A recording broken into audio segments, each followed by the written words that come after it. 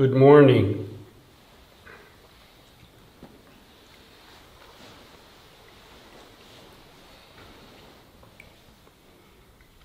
This is the last full day of retreat. Tomorrow, late morning, early afternoon, we are finished, done, kaput. Let us continue and make best use of this precious time together. A good 24 hours left. I urge you to make best use of this precious opportunity and continue the practice right up until the end of the retreat. Tomorrow morning, in the last Dharma talk, we will go into taking the practice from here back home, so to speak. Did we ever leave? Anyway, how to take this practice and continue it in the street, at the home, in the workplace, in the difficulties, the wars of the world, and so on. But for now, the focus is on this. Don't budge. That means don't move an inch. Continue right where you are. Let us continue together to the very end. Then, out of loving compassion, even further.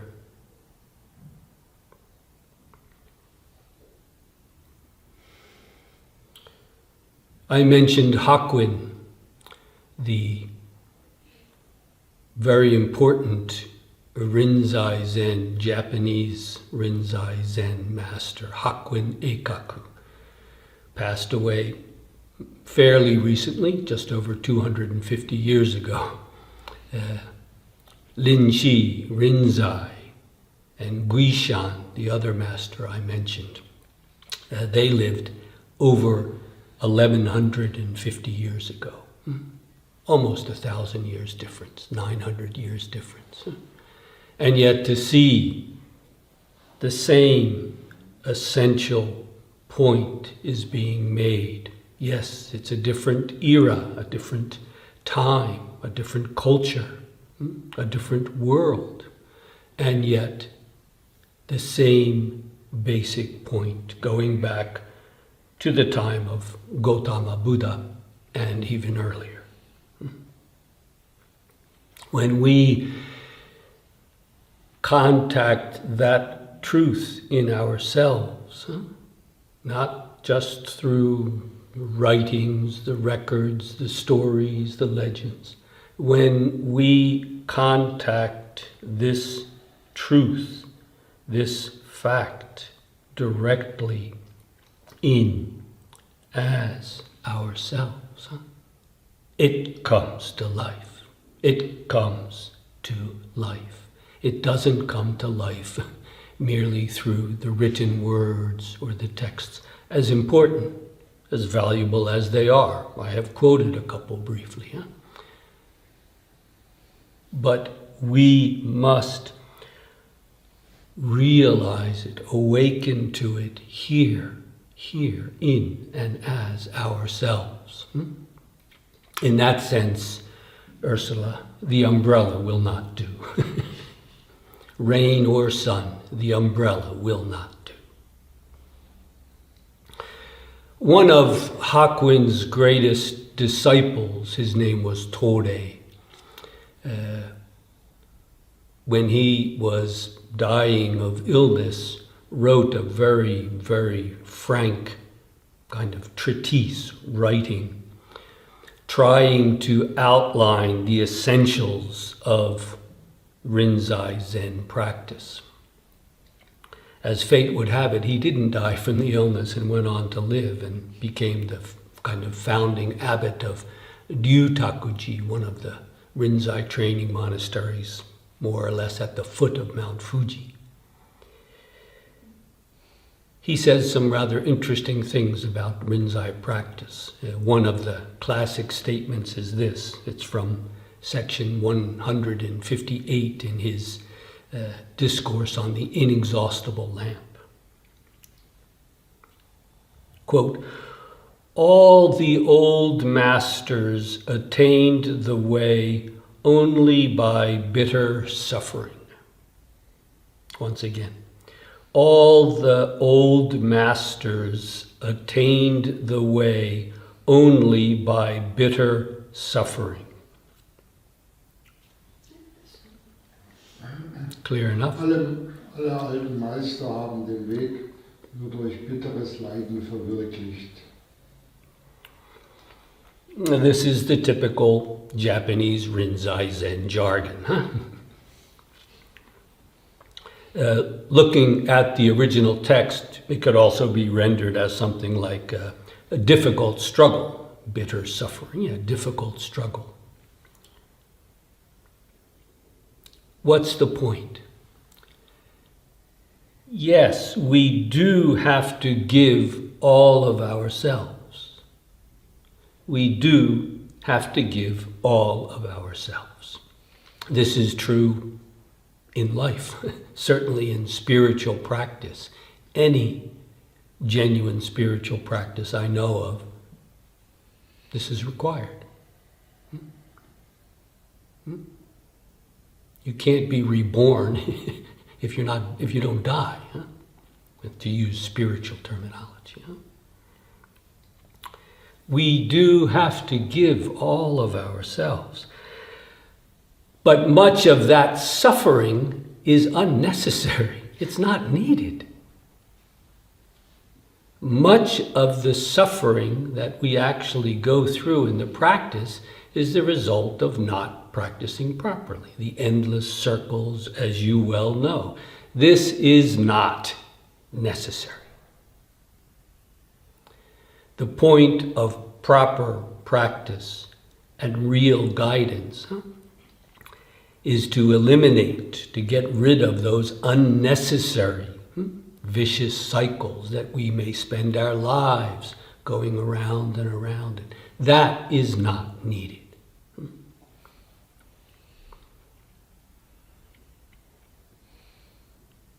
So far, so good?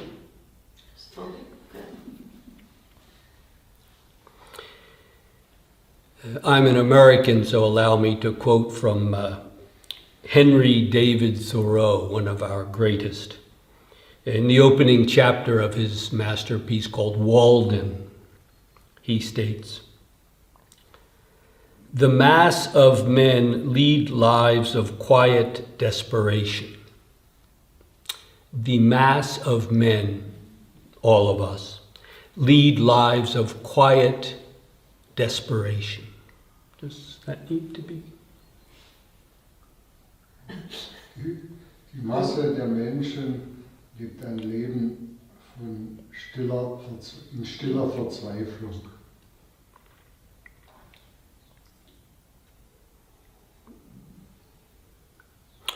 Again, I reckon for any genuine spiritual path, a kind of desperation is needed. Otherwise, you won't begin.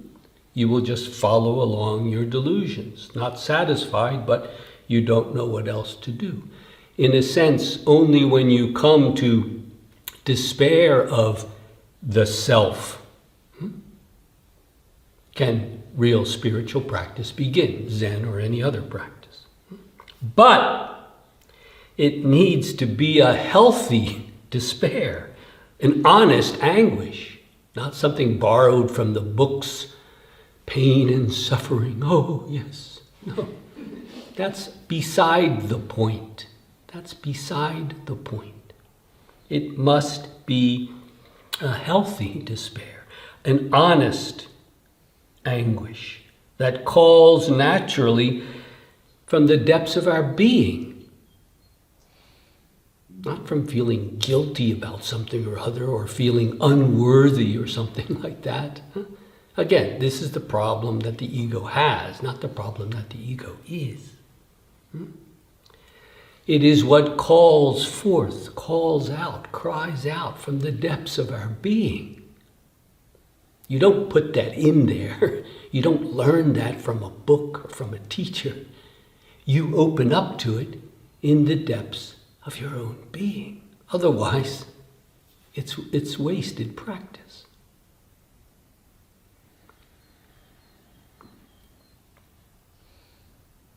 This healthy despair, this honest anguish, I cannot go on leading the delusive, dishonest way I am living now. And yet I don't know, honestly, how to get out of it. I don't know how to pull myself up by my own bootstraps, as we say. The self cannot do it. And yet it must be done. Here is the entrance. This healthy despair, this honest, true anguish that comes again, naturally from the depths of the ego self. How can it not? If we open up to it, if we stop running away from it, it's there.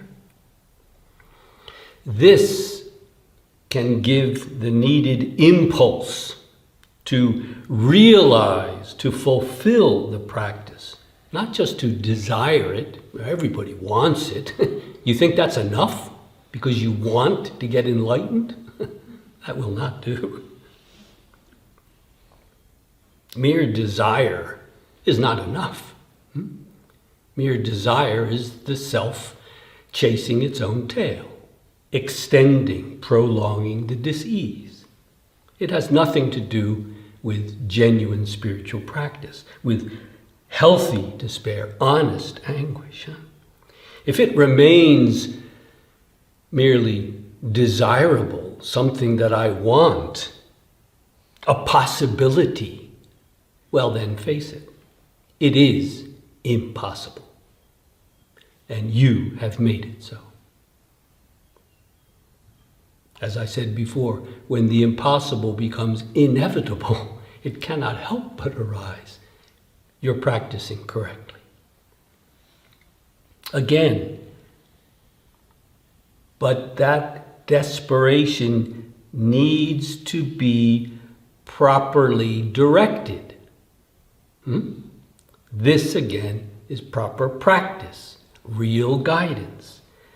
That desperation, that honest urge that comes from the depths of our being.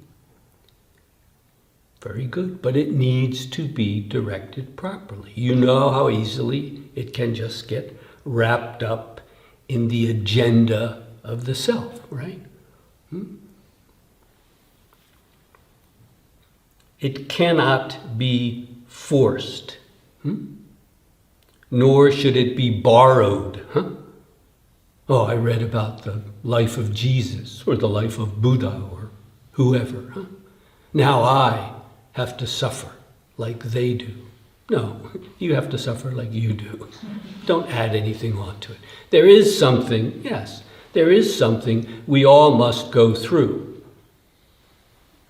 We're human beings with a body and a mind and a past, each our own past. Yes, we must work through that. That's right. It's not the same for you as it is for me or the person next to you. We must work through what we are, not what somebody else is or has or does. Again, this genuine practice is not something to force, nor should it be borrowed or imitated. Oh, they did it like this, so I have to do it like this. Well, it all can be helpful reference. It all can be helpful. Read the sutras, read the Zen records. It all can be helpful. But only to the extent that we breathe life into it. Practically speaking, yes, it is very important. invaluable, beyond compare, to enter samadhi, concentrated oneness in practice, and to deepen it and to sustain it, to continue it throughout the busy activities of the day. Yes. As lay people, we must be able to do this. That's why we have something a bit artificial like this. This isn't the end. This is to help us when we return tomorrow to the world, so to speak, that we can continue the fundamental practice. We don't need to sit 10, 15 hours a day every day. It's not practical. We have lives, we have work, we have family, we have friends, we have commitments. There are many other valuable things that we are doing in this world. And none of that is any less important than our spiritual practice. But if we are serious, if we see the genuine need, we will find time. And eventually you will see that you don't even need time. Whatever you're doing, however busy you get, the practice continues. It cannot be broken. By the way, yesterday was the 11th anniversary of the passing of my teacher, the guy I went through the koan practice with. It was also his birthday. And his name as a Zen master, Ko Yu Ken, refers back to a Chinese poem, which I often mention. Even deeper still, in context. Some of you know Japanese, huh? Brush up since you haven't probably been in Japan recently, huh? It's not easy to get there. I hope I can get back. Tori naite yamasara ni yu nari. Tori naite yamasara ni yu nari. The bird sings. The mountain stillness deepens. There was an earlier Chinese poem which speaks of no bird singing, icho nakazu, without one bird singing. The second line is the same. The mountain stillness deepens. But we might say with the influence of Zen, actually one of the Chinese emperors wrote this poem.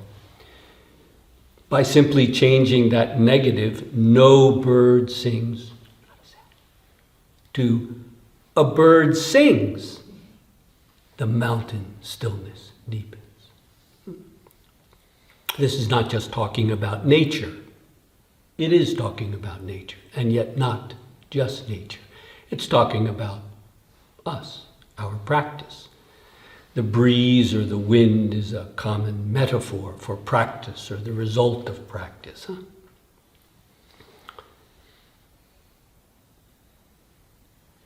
Kaze shizumate kara hana nao uchi. The line before it is, after the breeze stops blowing, after the wind stops blowing, a few petals fall. Hana nao uchi. The flower petals fall. You know, if you watch carefully, the wind blows, the leaves fall, the petals fall, the flower. Yes. But if you continue to watch, often a few seconds after the wind has blown, after it's stopped, some petals fall. Of themselves, you might say. Not the result of the wind.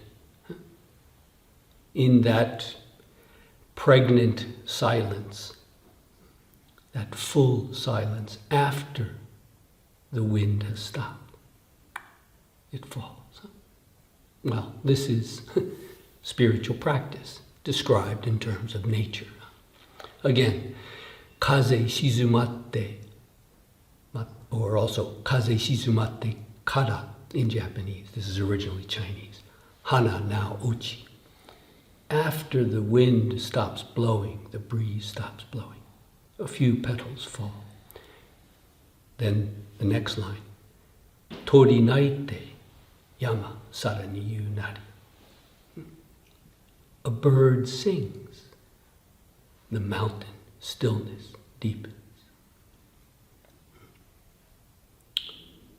This stillness, this settled silence is not mere dead like this.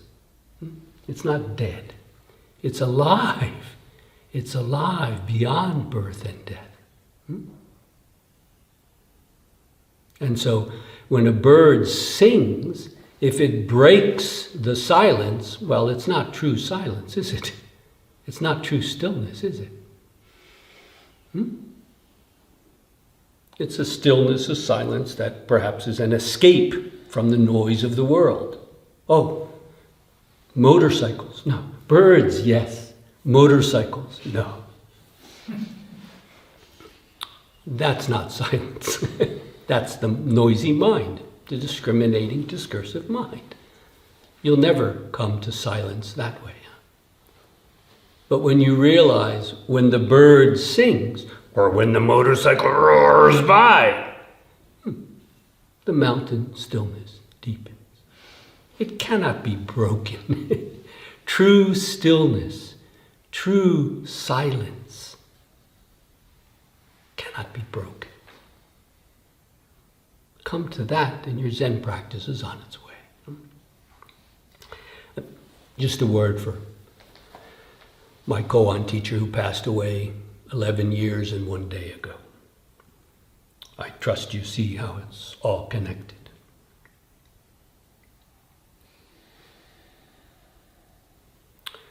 To deepen and to sustain this samadhi, not just to hold it as some kind of a, as Eckhart said, a place in my soul where then maybe God or the bird, not the motorcycle, can enter. No, that is not poverty. That is not true stillness. That is not genuine silence. It cannot be broken.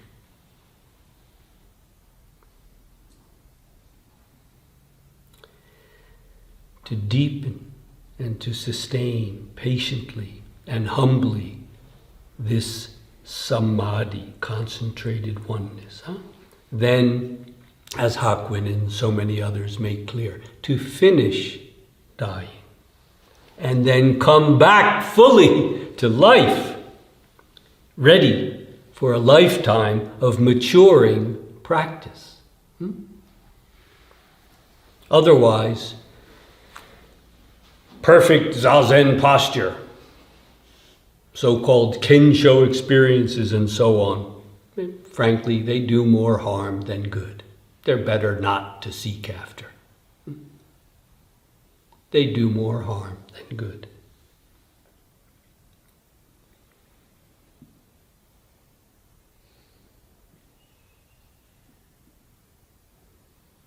You do have what you need. Have you realized it?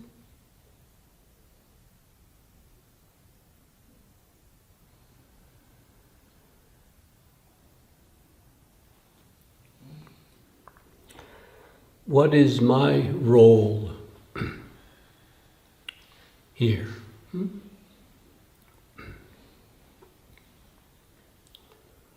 As a guide, my role is finally to become completely unnecessary, utterly redundant. Then our work is truly done.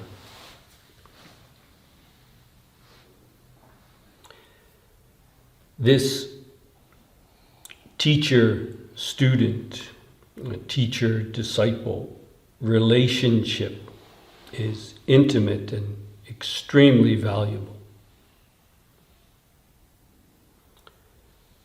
I went through it myself well over 25 years. I had the good fortune to be introduced to a relatively young Zen master, so I was able to go through the whole practice with him. By the time I finished, he was pretty ill from Parkinson's illness, Parkinson's disease. But I was very fortunate to be able to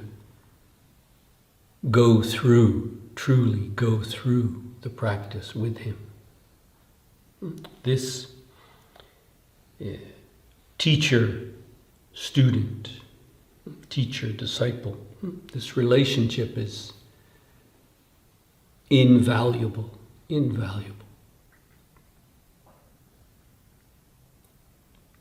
It is so precious that, as Wolfgang and I touched on yesterday, it is so valuable that that very relationship, teacher, student, must fall away from both sides. Then it's genuine. Then we can truly serve each other and all others. Then, in a profound sense, everything becomes our guide, our teacher.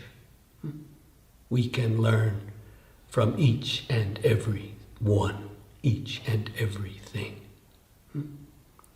You see, this humility I keep coming back to is not something, remember to be humble. No, it comes from out of the depth of that experience. There's no place for anything but humility. How could it not arise if arrogance, pride, hubris, spiritual pride arises? Something is very wrong. Again, reading these Zen texts can be helpful. For example, Hakuin Eikaku, who I mentioned, Hakuin, he speaks with painful frankness and honesty about his own experiences when he was young.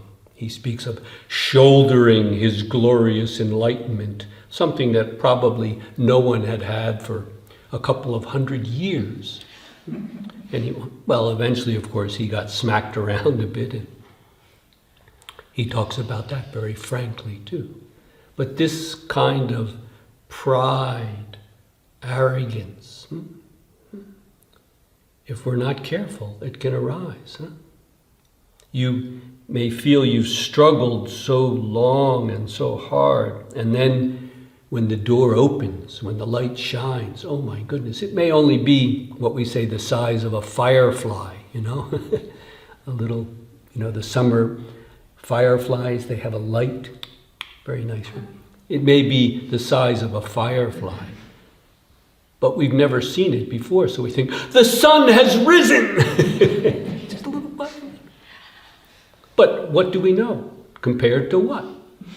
So we take this little firefly Kensho experience. That's it, I've got it! You lost it. This is where a genuine connection with, more broadly, Dharma friends, people practicing on the way together. Of course, especially a teacher or a guide, someone who has really gone all the way through. But practicing together, I trust you have seen how precious this is as well. It's largely, Tina, that's why you come. 1/3 of the way around the world. I came halfway around the world. You only came 1/3, right? You came from the States, I think I came farther than you. But anyway, you came a great distance at a very difficult time. You didn't come to play, huh? I did not. So this kind of a Sangha is so precious. is so precious. Each one of us doing what we do, being here and practicing with and for each other. It's so valuable. Of course, the guidance of a teacher is very, very precious indeed. But as I said, unless that relationship eventually falls away of its own accord, it hasn't fulfilled itself yet. It's not yet. It's still a problematic, a troubled relationship. It's not yet a real Zen meeting of minds. Again, Wolfgang, you may want to give your own interpretation. Insight equaling the teacher cuts it in half.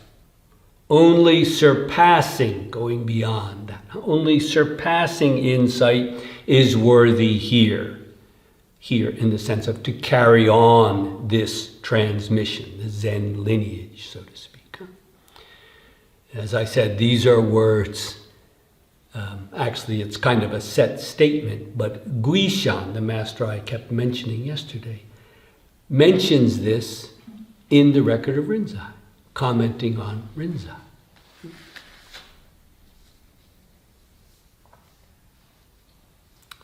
It's not saying you've got to be better than your teacher.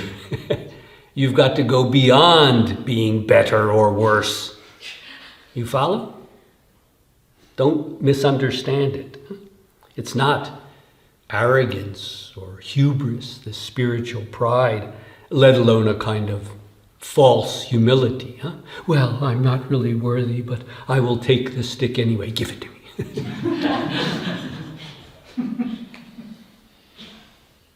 Rather, that statement, Wolfgang, you see, insight equaling the teacher cuts it in half. Only surpassing insight is worthy here. This is what is required of a worthy student or disciple and a worthy teacher.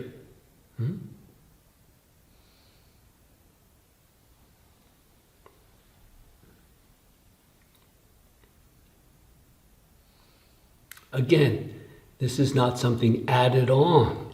It comes naturally from out of the genuine Zen experience, if we speak of it that way. How can there be something to hold on to? If there is, you ain't there yet. You're not there yet. There's nothing to hold on to. There's not even anything to let go. Those delusions themselves are the muddy water that the lotus grows out of. No, that's not an excuse to continue in your delusions.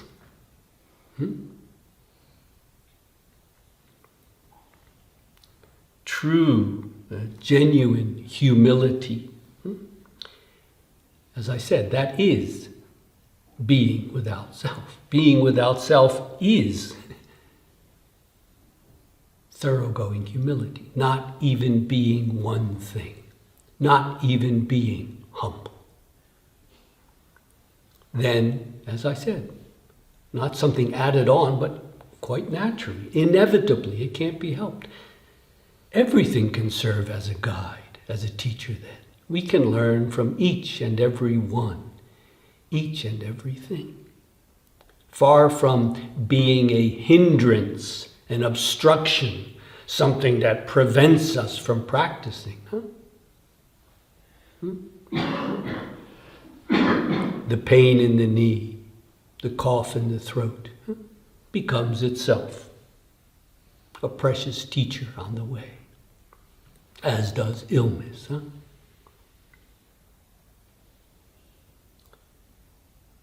Everything can serve as a guide, can guide us back home.